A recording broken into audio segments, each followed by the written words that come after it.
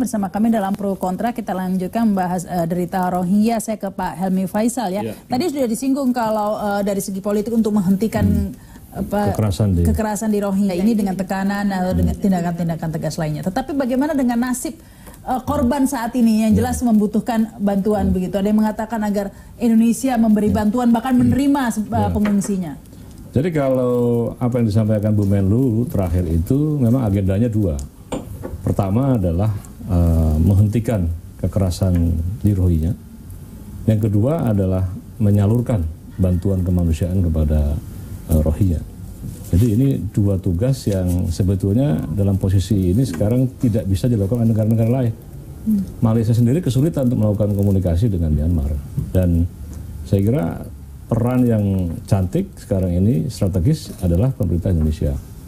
Dan dalam konteks itu saya kemarin berpesan juga kepada Bu Menlu, ya kita harus mengambil satu diplomasi yang menurut saya tidak menyulitkan komunikasi kita ke depannya.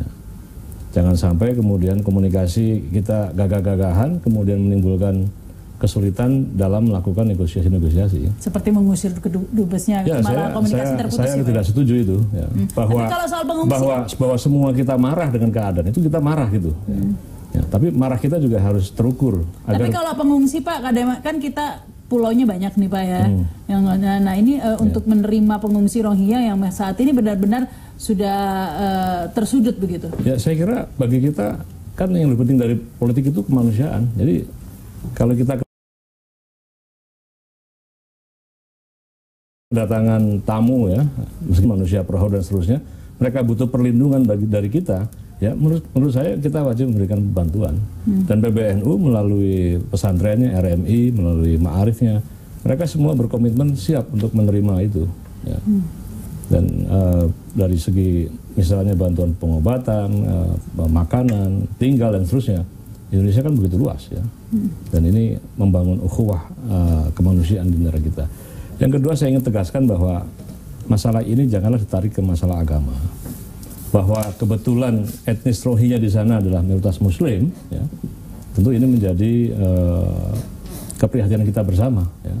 Jangan kemudian menarik ini ke Indonesia yang tadi disampaikan oleh Mbak Rahma itu digoreng, kemudian saya juga mendengar ada orang yang mau mengepung Borobudur lah segala macam. Menurut saya ini tidak perlu. Tapi ada juga yang dari kubu satunya lagi Pak mengatakan wah ini kalau dengan menyamakan begitu ya dengan intoleransi begitu pembantaian padahal di Indonesia intoleran begitu. Jadi akhirnya polarisasi yang pilkada kemarin menguat lagi ini Pak di sini sekarang. Itu yang makanya menurut saya harus hati-hati ya. Jangan meletakkan masalah ini kemudian masalah hubungan antara Islam dengan Buddha ya.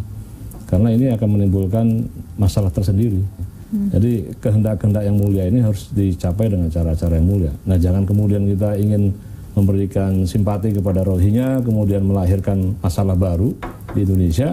Nanti ada Rohingya kedua kita di Indonesia. Ya memang seperti itu ya Pak Salim Said. Tapi tidak bisa dipungkiri juga bahwa memang dianggapnya banyak orang bukan sentimen agama ya, bukan mengait-ngaitkannya dengan agama, tapi kerap dianggap bahwa Islam ini sering mendapat perlakuan yang tidak adil begitu ya, termasuk dalam perhatian internasional begitu ya. Ini kok diam saja ada orang diperlakukan tidak manusiawi. Pertama, saya tidak setuju kalau disimpulkan tidak diam saja. Tadi Pak Sekjen PBNU sudah menjelaskan bahwa Menteri Luar Negeri Inggris, siapa Johnson atau siapa? Johnson. Ya, Presiden Turki segala sudah bersuara begitu ya. Sebenarnya mau saya katakan pertama adalah saya tidak pernah melihat sebagai ilmuwan politik terputusnya hubungan antara politik luar negeri dan politik dalam negeri. Oke. Nah, melihat dari segi itu, saya sangat memuji kepiawaian Pak Jokowi. Dari dulu saya selalu mengatakan, be careful, orang ini cerdas. Ini terbukti sekarang. Dengan memberi perhatian besar kepada Rohingya, meskipun tidak mengatakan membantu Islam, tapi orang semua tahu korban di situ mayoritas umat Islam. Sebenarnya Pak Jokowi telah melempar 2 ekor burung dengan sebuah batu. 2 burung kena. Apa itu? Di dalam negeri gara-gara pilkada dulu yang Anda sebutkan, timbul citra Pak Jokowi itu pro Ahok. Dan itu punya dampak besar di kalangan umat. Nah, dengan langkah seperti ini Pak Jokowi mengatakan, tidak, orang Islam juga saya bantu kok. Jadi Pak Jokowi sebenarnya indirectly mempersiapkan dirinya tanda petik untuk menghadapi pemilu 2019. Dan itu sangat sah dan cantik. Berarti ini momentum yang tepat sebenarnya bagi Jokowi untuk melakukan action yang lebih tegas begitu Pak? Yang tahu itu momentum yang tepat adalah Jokowi sendiri. Dibuktikan ketahuannya dia itu dengan tingkah laku dia. Seperti Anda lihat jalan-jalan tol, ya, apalagi jembatan bersusun segala macam. Itu tidak bisa dilepaskan dari politik. Dan itu sah-sah saja. Bahkan itu lebih baik dari banyak pejabat sebelumnya yang kampanye tapi tidak ada yang konkret.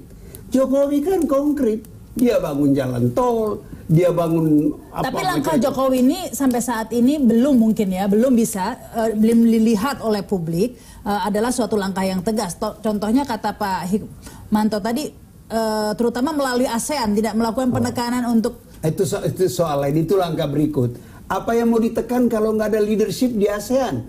Sekarang justru Jokowi itu tertantang harus menjadi tokoh penting ASEAN karena dia memimpin satu bangsa yang paling besar di ASEAN.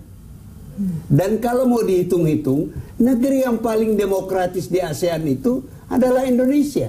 Jadi leadershipnya Indonesia dalam diri Pak Jokowi itu sangat diharapkan sekarang.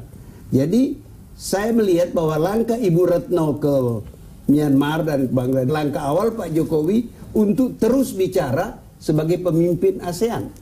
Untuk kemudian ada langkah konkret dari ASEAN ya. Baik, kita harus break dulu pemirsa, kami akan kembali setelah pesan-pesan berikutnya. Langkah